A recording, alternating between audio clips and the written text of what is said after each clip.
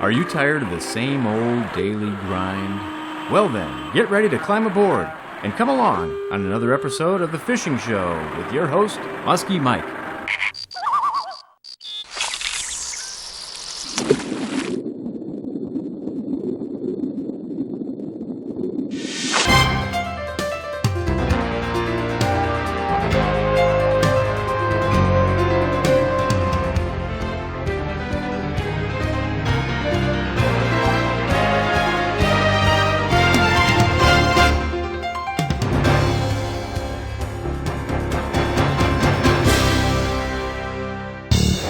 Welcome to the Fishing Show. I'm Muskie Mike, and we got a great show for you today. We're here right now. I'm standing downtown in the Metro Center in Rockford, Illinois for the Boat Vacation and Fishing Show. We're going to take a look at new tackle, new equipment, talk to a lot of dealers, find out what's happening in the fishing world. So don't go away, because we'll be right back with the Rockford Fishing Show.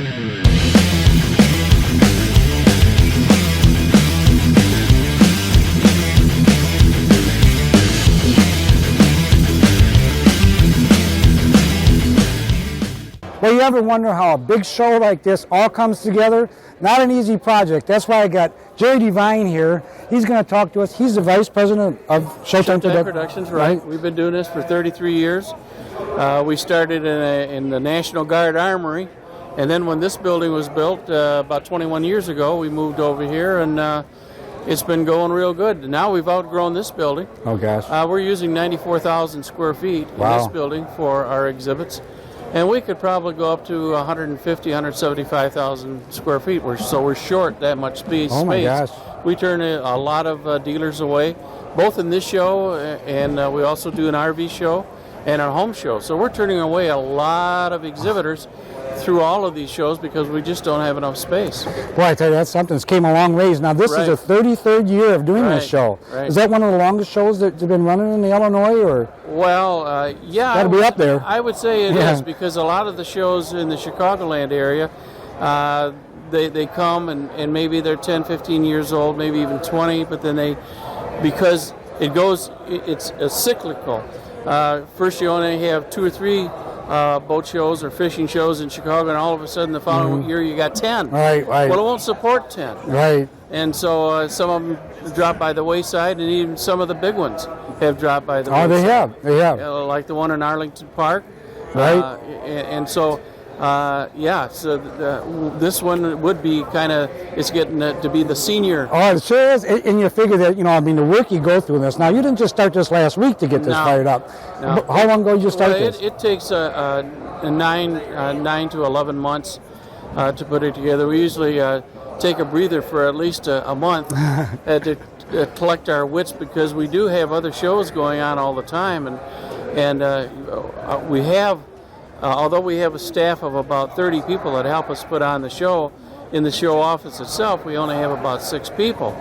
And sending out all of the contracts, doing the brochures, all the graphics, the television production and whatnot, you just feel like you've been beating the ground come March. I can imagine. I really can imagine. You think of a show like this, all us fishermen, we come on, we take it for granted, we look around, don't think about all the work that's being involved to make this happen. And we appreciate the effort. By gosh, we really do. We hope you have another 33 years here, too. Well, it takes 2 days to set the show up. And like most shows, it doesn't take much to tear it down. The place is empty in about 3 hours. Yeah, right. But it takes 2 days to set it up. I know, I understand that for sure. Well, we appreciate your time. I know you're a busy guy today. Jerry, thank you very much on behalf of the Fishing Show. We appreciate it. Thank you. You bet.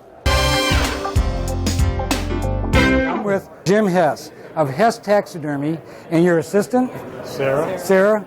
And we got the boss of it all. My wife, Cindy. There we go. I tell you what, this is a neat business because it's a family business, correct? Yeah. One of the questions that I get often on the road and so forth is, if I catch a big bass, or a big walleye or a big muskie, something I want to put on mount, how would I go about it? What do I do to get it ready to go? Do I freeze it? You hear all the different ways. What would you suggest? If you're going to do the skin mount, the best thing to do is put it in a wet towel. and then wrap it up in a plastic bag. Then any freezer, drying on it will be on the towel, not on the fish. I got you. A wet towel, any particular kind of towel? I mean, Anything that's cloth that's wet that you can wrap it up with will protect it. anything beyond that? Anything you cover that with, or just the towel put it itself? in a plastic bag then, and tie it up, and then put it in your freezer. So it's pretty simple. Yeah. Yeah, I mean, you just wrap it up, put the fins down, I assume, on it, Right. and then wrap it up that way, freeze it up, and then how long can that keep like that before you can still work It's with pretty it? much indefinite. If it's usually most people, if they're going to do it, they'll usually have it done in 6 months to a year at the longest. Normally they're in quicker, but this way, if it's a prolonged time, it will protect the fish. Sure, it makes sense. Now, there's another way that, as I mentioned before when we talked, I really, really like taking a picture, letting that fish go. Right. I'm not saying anything wrong with catching it and skinning it and using it or eating it, but I like to do that. Now, you mentioned that you can do something with that. If I have a picture and I take dimensions of length and the whole size of the fish and the color picture and so forth, what could I do? If I brought it and say, hey, this is a picture of my bass, You get a good close-up picture of the fish so you can see the markings and the coloration. And I like to tell people to get both sides of the fish. That way, you've got good color, good markings. One side may not be that good. So you've got the good one. Then you measure it, and then release it, and then when you come to me, then I show you the different ones that I can get, whether it's a muskie, a northern bass. Sure. And then pick out if you want the tail down, tail up, however you want to do it. That's pretty cool.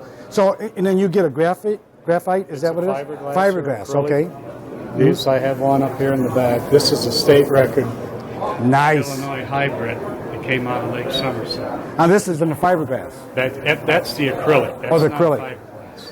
fiberglass. You can't tell. It looks beautiful. It looks to me No, like you it's a can't. skin mount. It's Right. beautiful. It's truly beautiful. That's 48 inches, and it was 29.56 pounds. Looks like you do a lot of muskie. Yeah. When people get them, they don't plan on getting that many of This them. is a skin mount here. That came out of Lake Carroll in November of 2003. And you can mount them and you put them. I see like you got a case up here in front. You can put them in cases and that too. You too. If the customer requests this is a nice table. You can use it as a coffee table. You can do end tables if you want smaller fish done. And put all the habitat in however they want it. Very cool. It's not easy, but boy, you do beautiful work. It's artistic. It's absolutely artistic. You've done a great job. Thank you for your time. I appreciate it. We're going to move along. Thank you. Okay. Nice meeting you.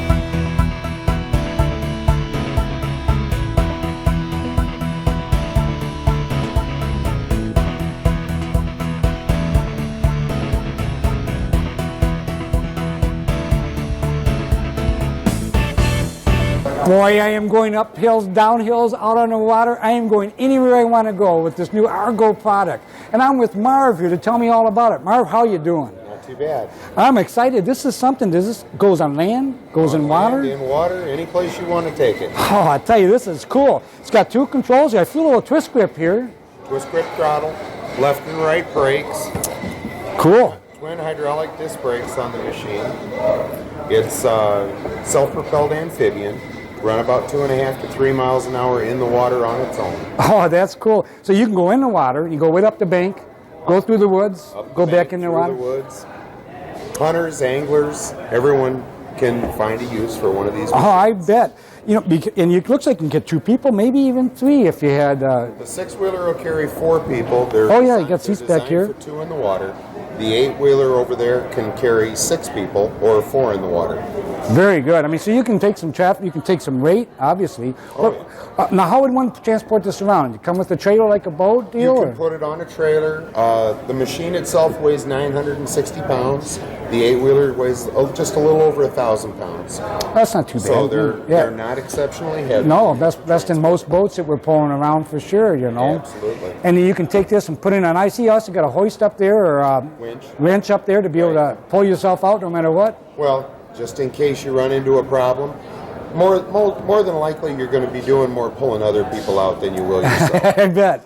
Now this forward, reverse, and side. Now is this track orientated, like one side, the other side? Is that what I'm feeling? It's a left and a right steer brake, and then you've got a 2-speed gearbox forward and 1-speed reverse.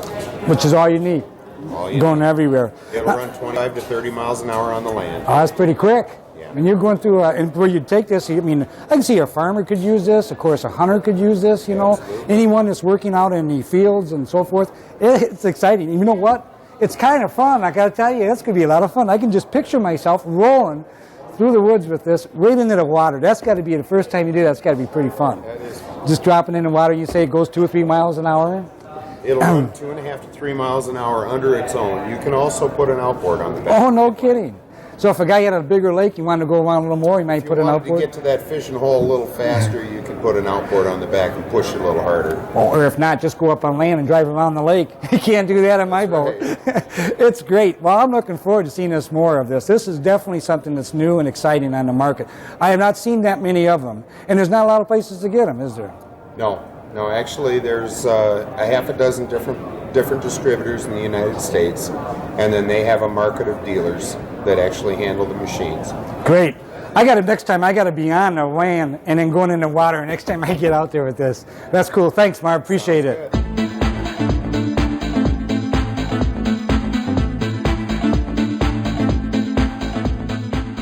I'm here with John, a new friend from the fishing show. He's showing a lot of antique lures. You know, I got a lot of sentimental lures, John, but I don't know if any of them are antiques, you know what I mean? Okay. They become sentimental to me because maybe my grandfather had them or they were in an old tackle box, you know, that kind of thing.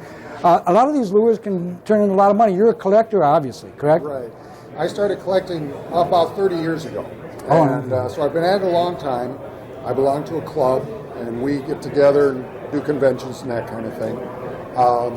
And I'm here showing my stuff for the public, and in return I get people come in with leads that might have some old stuff that I can follow up and go look at. Sure. Well, I bet there's people bringing lures now and then say, what is this worth, and that kind of thing? Definitely. This time they put it in the ad, so I've had several people come in. With lures in hand. And a lot of times they don't want to sell it, but they want to know a little bit more about it, and if it has any worth or not, you know, what it's worth. Well, you know, it must take a lot of time to study that, and it takes a lot of accumulation of knowledge, does it not? Over the years. Oh, because, you know, they'll find, oh, that's worth nothing, that was made in such and such a year. Right. What are some of the lures that, you know, everybody's going to ask you, what's the oldest lure, what's the, you know, the most unique lure, that kind of thing? Well, the lures that a lot of collectors like are lures that have dual propellers, one in the front, one in the back, and we call them side hookers because the hooks go on the side. I've seen that. And for some reason, they hold a lot of intrinsic collectible value to people. They catch people's eye. One of the things that people don't understand a lot of times is that the condition means a lot. Mm-hmm. If it has the box, right. And even the color. Show us a lure here that you're most proud of owning at this point at the show, or something you'd like to show.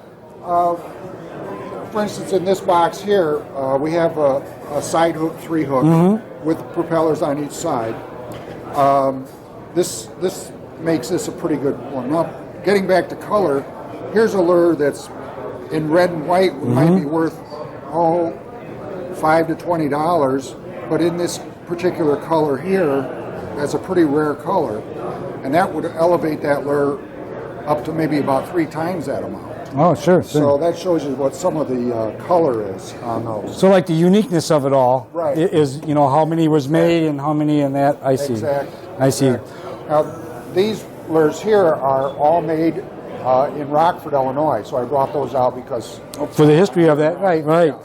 Now these here, you got little motors here in this small fashion. Yeah. These are actually toys from the 50s and early 60s, and kids used to get those and put them on small boats. And they actually ran on batteries. No kidding. Yeah, I see this motor here and this motor here. There's one in my garage of both these. Exactly. I have a 1957 5.5 twin spin, or twin selling a Johnson. It looks exactly color everything, you know. This is more like a 53. Oh yeah, exactly. I got one of those old ones on the side. I use this. I use that one all the time. This one here, it was my father-in-law, so I keep it as a keepsake and keep it running. But no, that's great. Well, I tell you what, anybody who thinks this is boring, they're wrong. They got to come and see John. Thank you very much for your time, John. You appreciate it. All right, we come over to this little table here, and we're learning a new technique, a tying technique, but maybe it's not too new, right, Bob? No, it's been around for about 22 years. Yeah. My uncle invented this 22 years ago. It's made out of brass and stainless steel, so it's a good heavy tool. And it makes knot tying very simple. You simply thread your swivel or hook on, whatever you want to tie on, and hold it like that. Insert the tool into it and simply give the whole thing about half a dozen twists or so, and that's putting the twists in your line. Then you pull down on the spring-loaded device that grabs the tag end of the line, and you just simply pull that through, let go of it, and you've got a knot. Basic clinch knot. Not too complicated, Bob. That's pretty easy. There's 16 different knots you can make with the knot tire. And it'll last a lifetime. Fits in your tackle box. I've had mine for 20 years. Is that right? In my ice fishing coat, and I still use it every time I ice fish. Pretty cool, and it's a family business. Yes. Like that. Keep that tradition going. That's right. Thank you, Bob. Appreciate it. You bet. Have a good show. Okay, thank you.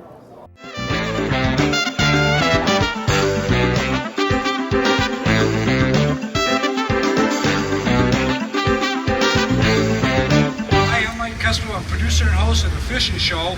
It's a TV show that plays on TV 17 Outdoors to the west and east and south of Rockford here. What I kind of like to talk about a little bit is the worm. You know, I mean, if you're a bass fisherman, you've used a worm, I'm sure. You can't hardly be a bass fisherman anymore without it. And if you haven't, it's a pretty easy technique to learn. One of the most important things, I guess, is you want to fish a worm on heavy cover. You want to fish it where the bass are, in the reeds, maybe around docks, places that the bass will hide. And usually that's with strong cover. There's a zillion types of worms out there, and they're all good, one way or another. There's a zillion colors. One of the best ways to do it is with the Texas rig. I got this hook cut off here for our demonstration here, but you want to hook the Texas rig worm up through 1/4 inch or so up into the top so the line and the hook goes together, and then you go back through your worm. It's not a complicated thing at all. I can show you more detail.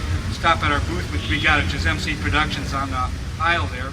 But plastic worms is really one of the better techniques to use. A lot of times you have to put the bass are really in a heavy brush, heavy reeds. You got to use a Texas rig. Sometimes put a lot of scent on it that has a little oil scent to it. That will help it slide through those reeds. But you got to really put it in there where you're about to be hooked up. When you do hook up on a reed, oftentimes you start pulling it off the reed and you feel it go snap away. That's when that bass will go, see it, boom, the reed will move, and then that lure will drop and that bass will take it. So hitting a reed is good. It isn't a bad thing.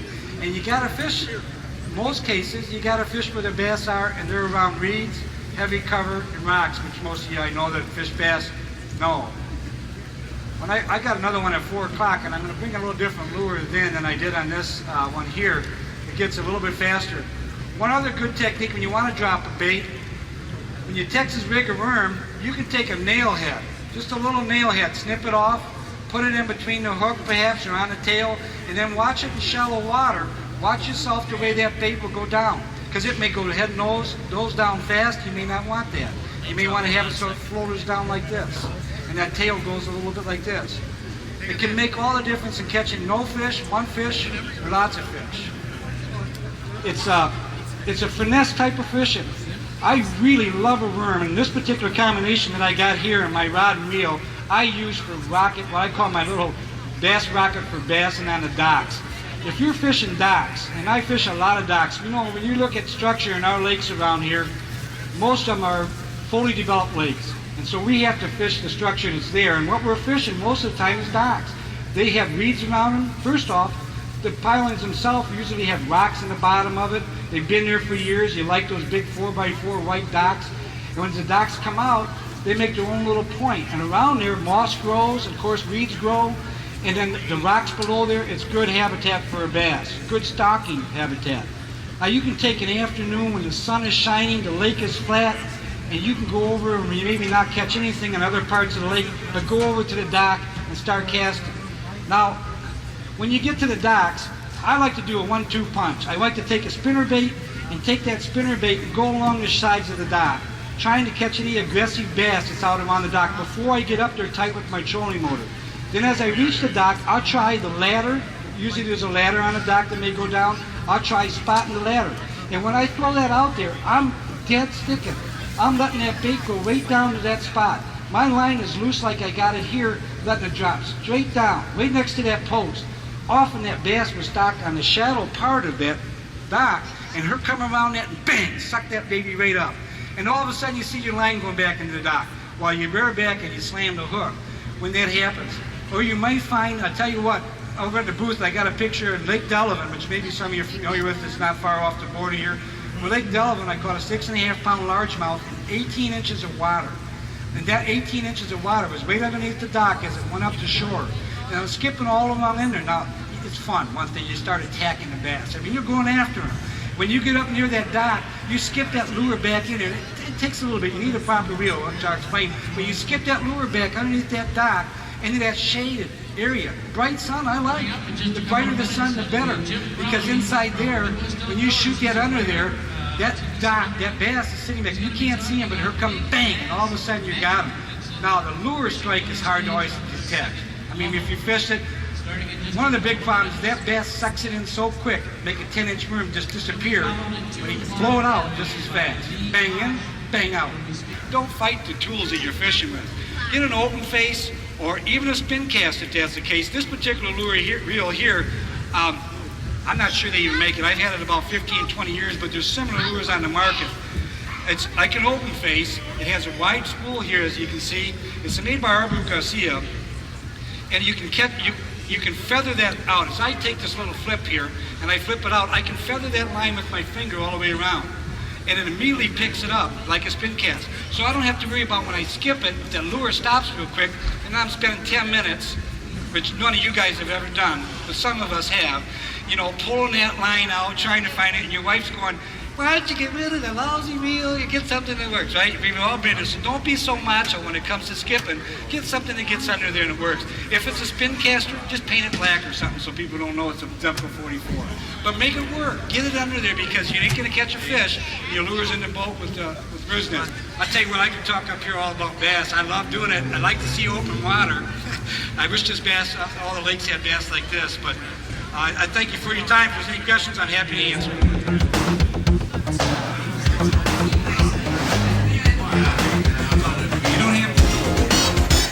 I tell you what, if you're thinking of floats, if you even heard the word float, you're thinking of Mick Phil. There's no question about it. Mick, great to see you at the show here. You bet. Pleasure to have me. You know what I'm excited about? What new products you got to offer. It seems like every year there's something different happening in the floats. You've changed the whole world in America from talking about bobbers no longer to floats. Get them off the floats. Exactly. Well, what I've introduced this year is the floats that I've grown up using in Europe. It's a more expensive float, but it's more expensive because it's handmade. They're made of peacock quills, actually from the birds which come from China and India.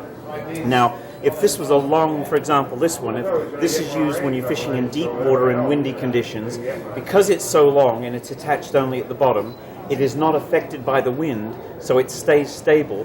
And the advantage here is if this was balsa wood, if I was to do that to balsa wood, it would smash. Break right away. So peacock quill is more durable, it's as buoyant, and this one has an insert. This is ideal for fishing, for panfish on the drop, and this one is a smaller one for fishing in shallow water. And as you can see, I've changed my colors to Mickfield fishing that are green because I wanted a new image, and of course it looks like reeds, and so it's a more natural color. Disappears in there. Line. Looks like you got a new line idea going out for sure. Well, you've been next to me, so you've been hearing me talk. I have. That's why we're exciting. This is my new fluorocarbon line. It's European. And for those people that don't know, fluorocarbon is 70% invisible in water and not 100%. When it first came out, everybody said it was completely invisible. But the experts in Europe tell me that this is 70%, and that's 100% better than any monofilament. Sure, you bet. Now, the other problem with early fluorocarbon was that it was hard and thick.